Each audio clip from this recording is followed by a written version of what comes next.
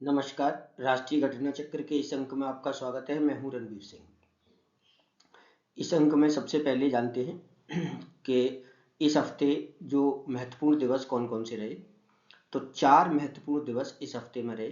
12 जनवरी जिसे राष्ट्रीय युवा दिवस कहते हैं, 14 जनवरी जिसे सशस्त्र बल पूर्व सैनिक दिवस या आर्मी वेटरन्स डे कहते हैं, और 15 जनवरी जिसे आर्मी डे के नाम से जाना जाता है, और 16 जनवरी जिसे राष्ट्रीय स्टार्टअप डे के नाम से जाना जाता है।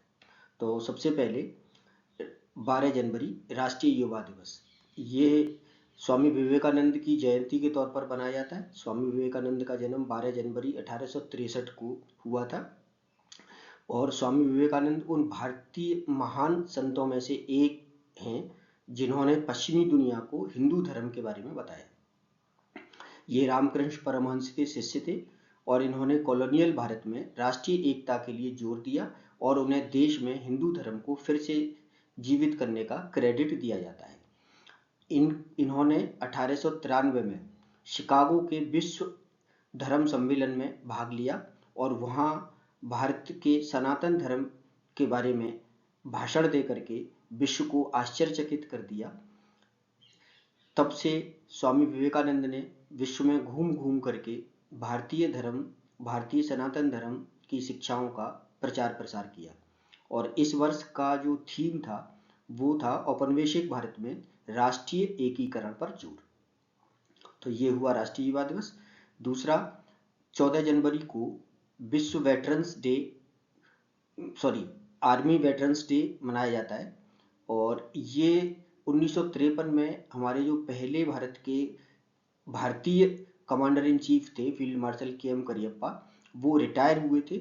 उनके रिटायर होने के उपलक्ष्य में 14 जनवरी को ये दिवस मनाया जाता है। इस दिवस पर भारत में जो सशस्त्र बलों के जो वेटरन्स यानी कि रिटायर पर्सनल्स हैं, उनके निस्वार्थ कर्तव्य और बलिदान के लिए सम्मान देने और इन बहादुरों के परिजनों के प्रति एकजुटता को मजबूत करने के लिए ये दिवस मनाया जाता है। तो याद रखिए, 14 जनवरी का जो दिवस है ये सशस्त्र बल पूर्व सैनिक दिवस, ये जनरल करियप्पा के रिटायरमेंट की याद में मनाया जाता है। और फिर अगला है आर्मी डे 15 जनवरी को। ये भी जनरल के.एम. करियप्पा से जुड़ा हुआ है और ये असल में 1949 में जब जनरल करियप्पा भारत के पहले जनरल बने थे उस उपलक्ष्य में मनाया जाता है। तो ये दोनों दिवस 14 जनवरी भी और 15 जनवरी भी दोनों जनरल करियप्पा से जुड़े हुए हैं। अगला है 16 जनवरी राष्ट्रीय स्टार्टअप दिवस। ये अभी 16 जनवरी 2016 में स्थापित स्टार्टअप नीति के 10 साल होने पर मनाया गया।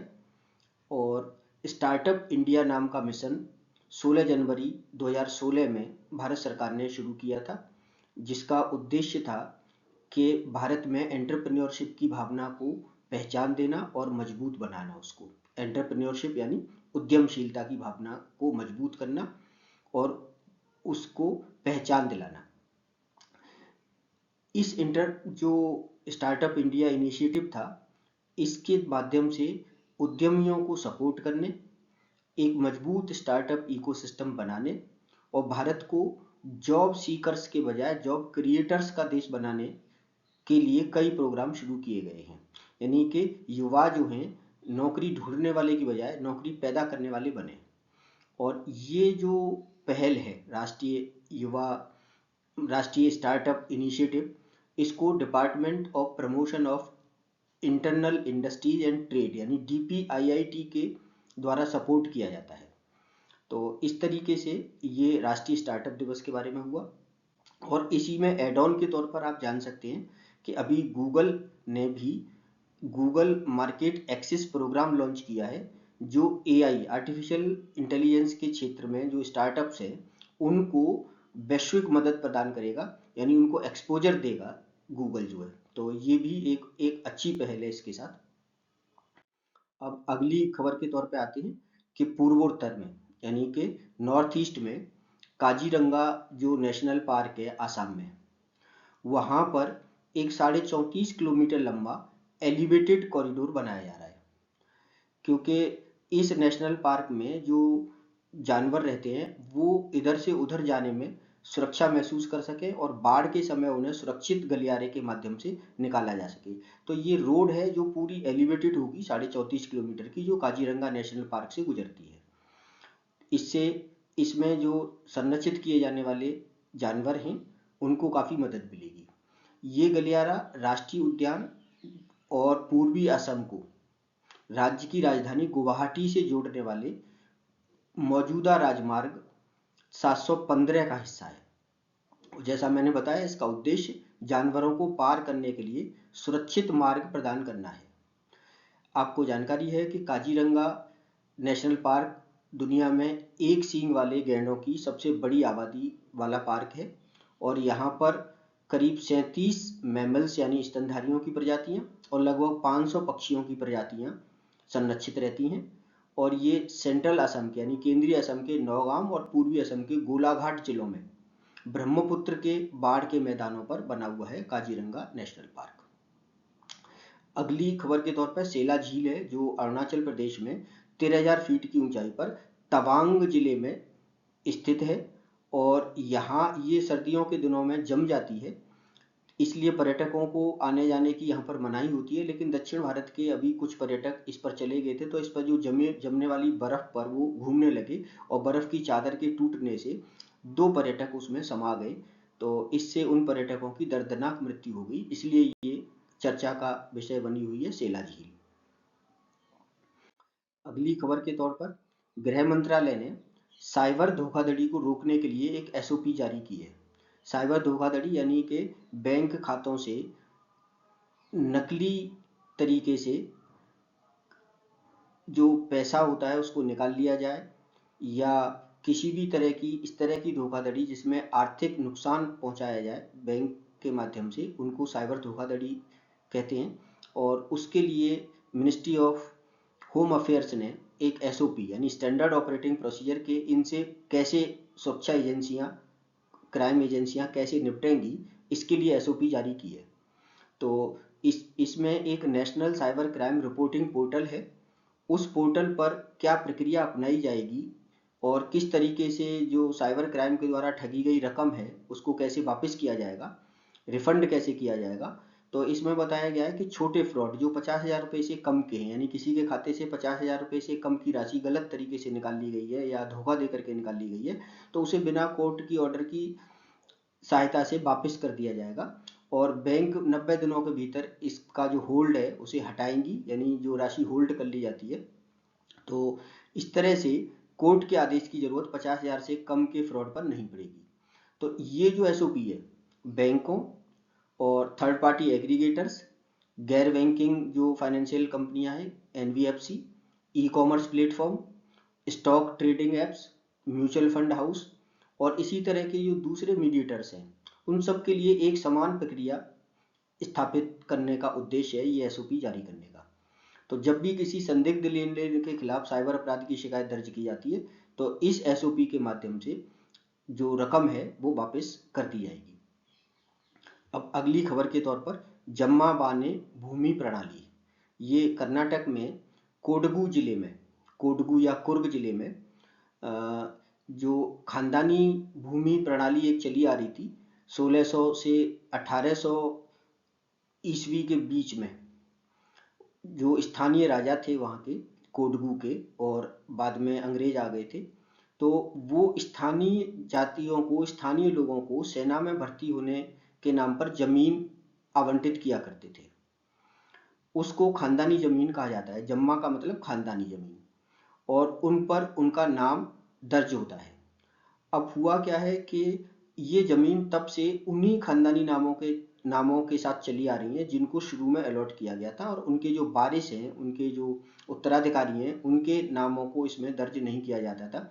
तो जिससे तमाम तरह के मालिकाना हक को लेकर के विवाद पैदा हो रहे थे और असली पट्टेदार के नाम पर रजिस्टर्ड थी और अब जो पीढ़ियां बदलने से नए पट्टेदार आ गए थे उनके नामों को अब जोड़ने के लिए ये भूमि सुधार किया गया है, जिससे कि वो अपनी इस जमीन पर अपना नाम दर्ज करा सकें और बैंक से लोन वगैरह ले सकें, खरीद बिक्री कर सकें।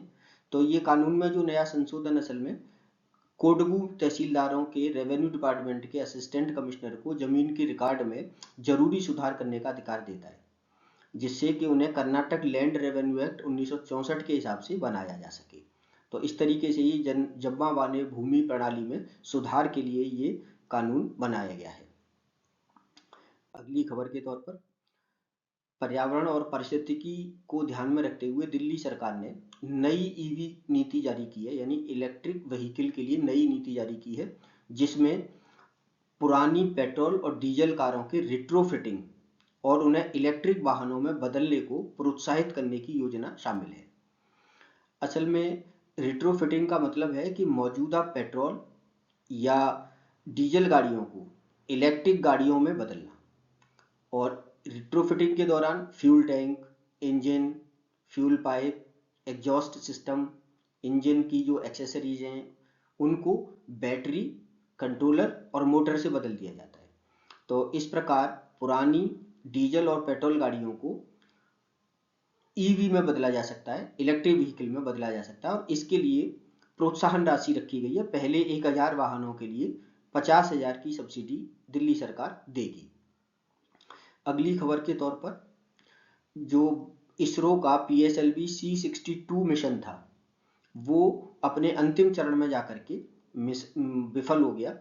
इसके द्वारा भारत की EOS N1 उपग्रह को स्थापित करना था, और ब्राजील और नेपाल के भी 7 पेलोड सहित दूसरे 15 पेलोड ले जा रहा था। ये सारे पेलोड इस मिशन के फेल होने से अंतरिक्ष में खो गए। तो ये एक मतलब PSLV के माध्यम से इसरो को एक झटका है अंतरिक्ष विज्ञान के क्षेत्र में। PSLV C62 भारत का सबसे विश्वसनीय मिशन है, और इसका विफल होना निश्चित ही एक झटके के तौर पर है। अगला है, BSL-4 की लैब गुजरात के गांधीनगर में स्थापित की जा रही है। BSL-4 एक टेक्निकल शब्द है जो बायो सेफ्टी लेवल 4 को बताता है, और ये बायोलॉजिकल कंटेनमेंट के क्षेत्र में सबसे ऊंचा लेवल है। ऐसी लैब्स दुनिया के सबसे खतरनाक पैथोजेंस पर रिसर्च करती हैं, और ये ऐसे पैथोजन होते हैं जो बहुत ज़्यादा इन्फेक्शन फैलाने में सक्षम होते हैं। तो सबसे खतरनाक और लाइलाज रोगजनकों पर शोध करने के लिए, रिसर्च करने के लिए लैब गांधीनगर में स्थापित की जा रही है। वर्तमान में भारत में सिर्फ एक BSL-4 स्तर की लैब है, जो महाराष्ट्र में पुणे में जो विषाणु विज्ञान संस्थान है, राष्ट्रीय विषाणु विज्ञान संस्थान, नेशनल इंस्टीट्यूट ऑफ वायरोलॉजी है, वहाँ पर स्थित है। तो ये दूसरी लैब होगी जो खतरनाक पैथोजेंस पर रिसर्च करने के लिए स्थापित की जा रही है। अगली खबर के तौर पर, सरसों की फसल को एक खरपतवार जिसका नाम है ओरोबैंकी इजिप्टिका, उसके द्वारा खतरा पैदा हो रहा है। ऐसी रिपोर्ट अभी कृषि वैज्ञानिकों के द्वारा दी जा रही है। भारत में सरसों की फसल जो है वो सबसे ज़्यादा खाद्य तेल उत्पादन करने वाली फसल है, और ये जो ओरोबैंकी इजिप्टिका है एक रूट पैरासाइट है जो पौधे की, सरसों के पौधे की जड़ों में रह करके उसके भोजन को, पोषक तत्वों को खुद सोख लेता है, और पौधे को उतने ज़्यादा पोषक तत्व नहीं मिल पाते, जिससे पौधा कमज़ोर रह जाता है। तो इस के हमले से जो राजस्थान, मध्य प्रदेश, हरियाणा और पश्चिम बंगाल ज़्यादा प्रभावित होंगे। अगला स्वास्थ्य से संबंधित है, नीपा वायरस, जो कि एक जूनोटिक खतरा है। जूनोटिक खतरा या जूनोटिक डिसीज उन रोगों को कहा जाता है जो जानवरों से मनुष्य में फैलते हैं। ये सौभाग्य है कि अभी जानवरों से मनुष्य में रोग बहुत कम फैलते हैं, इक्का दुक्का रोगी हैं जो जानवरों से मनुष्य में फैलते हैं, और ऐसे रोगों को ही जूनोटिक रोग कहा जाता है, जूनोटिक डिसीज कहा जाता है। तो अभी कुछ रिसर्च बताती हैं कि चमगादड़ में जो नीपा वायरस है वो चमगादड़ के माध्यम से कुछ पेड़ पौधों में, जैसे खजूर के रस में आकर के मिल जाता है, और फिर खजूर के रस के माध्यम से वो मनुष्यों में फैलने की उसकी संभावना देखी गई है, प्रसार देखा गया है। तो अगर ऐसा है तो ये एक घातक खतरा है मनुष्य के सामने, क्योंकि इनका कोई एंटीवायरल मेडिसिन नहीं होती और इनका सिम्टम के आधार पर ही इलाज किया जाता है। तो अभी नीपा वायरस के फैलने का खतरा पैदा हो रहा है, और वायरस को पहचान करने के लिए 2 टेस्ट किए जाते हैं। किसी भी वायरस की पहचान के लिए 2 टेस्ट किए जाते हैं। एक तो RT-PCR टेस्ट होता है जो real time polymerase chain reaction के माध्यम से इसके आरएनए को टेस्ट करते हैं, और एक एलिसा टेस्ट होता है, एंजाइम लिंक्ड जॉर्वेंट एसे। तो ये दोनों टेस्ट दोनों टेस्ट के माध्यम से वायरस को पहचान की जा सकती है, किसी भी वायरस की। यहाँ पर निपा वायरस से मतलब नहीं है, लेकिन ये संदर्भ निपा वायरस का ही है। तो इस तरह से निपा वायरस जो है एक जूनोटिक खतरा पैदा कर रहा है लोगों के सामने। अगला है कि हिमालय में इस बार बहुत कम बरसात हुई है। उत्तर भारत में 96% कमी आई है बरसात में, और सर्दी के दिनों में उत्तर भारत में और हिमालय पर जो बरसात होती है वो वेस्टर्न डिप्रेशन यानी पश्चिमी विक्षोभ के कारण होती है। पश्चिमी विक्षोभ क्या है कि ये भूमध्य सागर से उठने वाली हवाएं हैं जो अपने साथ नमी लेकर के हिमालय की तरफ आती है और हिमालय के ऊपर से होकर के गुजरती हैं। ये इस वर्ष जो पश्चिमी विक्षोभ है उसकी तीव्रता कम रही है, यानी दिसंबर और जनवरी में जो गुजरने वाले वेस्टर्न डिस्टर्बेंस हैं वो क्या करते हैं कि आमतौर पर बंगाल की खाड़ी और अरब सागर से आने वाली नमी वाली हवाओं को अपने साथ मिला लेते हैं, जिससे कि एक ऐसा विंड सिस्टम बनता है जो हिमालय के ऊपर बर्फबारी के लिए मतलब जिम्मेदार होता है और उत्तर भारत में बारिश के लिए भी जिम्मेदार होता है। इससे मैदानी इलाकों में रबी की फसल और पहाड़ों में भूजल पुनर्भरण जिसे कहेंगे हम, ग्राउंड वाटर रिचार्ज कहेंगे, वो पूरा होता है। लेकिन इस साल वेस्टर्न डिस्टर्बेंस इतने मजबूत नहीं रहे कि बारिश हो सके। दिसंबर में कुल 8 वेस्टर्न डिस्टर्बेंस की स्ट्रीम आई। नॉर्मली 6 की स्ट्रीम आती है, लेकिन 8 की आई। फिर भी ये इतने कमजोर थे कि मतलब कम बरसात इनसे हो सकी। तो इस बार का जो हिमालय में सूखा है वो बर्फ को कम कर देगा, और बर्फ को कम करने से नदियों में पानी कम होने की संभावना बढ़ जाती है। और आखिरी खबर के तौर पर आसाम का बगुरुम्बा नृत्य प्रदर्शन। अभी पिछले दिनों प्रधानमंत्री जब गुवाहाटी गए तब वहां पर 10,000 नर्तकियों के द्वारा बगुरुम्बा डाहो नाम का एक नृत्य प्रस्तुत किया गया। ये बोडो समुदाय का पारंपरिक लोक नृत्य है। बोडो असम का सबसे बड़ा आदिवासी समुदाय है जो राज्य की कुल जनसंख्या का लगभग 5% है, और इस नृत्य में सिर्फ महिलाएं भाग लेती हैं। और ये प्रकृति से प्रेरित होकर के जो कोमल भावनाएं प्रकृति की हैं, जैसे तितलियां, पक्षियां या लहराते हुए पत्ते, उनकी नकल करते हुए ये नृत्य किया जाता है। और पारंपरिक रूप से सिर्फ महिलाएं इसमें नृत्य करती हैं, पुरुष संगीतकार के तौर पर इसमें भाग लेते हैं। तो 23 जिले और 81 विधानसभा क्षेत्रों के 10,000 कलाकारों ने इस नृत्य में भाग लिया। तो इस प्रकार आज का ये राष्ट्रीय घटना चक्र का अंक समाप्त होता है। आपसे निवेदन है कि आप चैनल को सब्सक्राइब करिए, लाइक करिए और ज़्यादा से ज़्यादा लोगों तक शेयर करिए। धन्यवाद।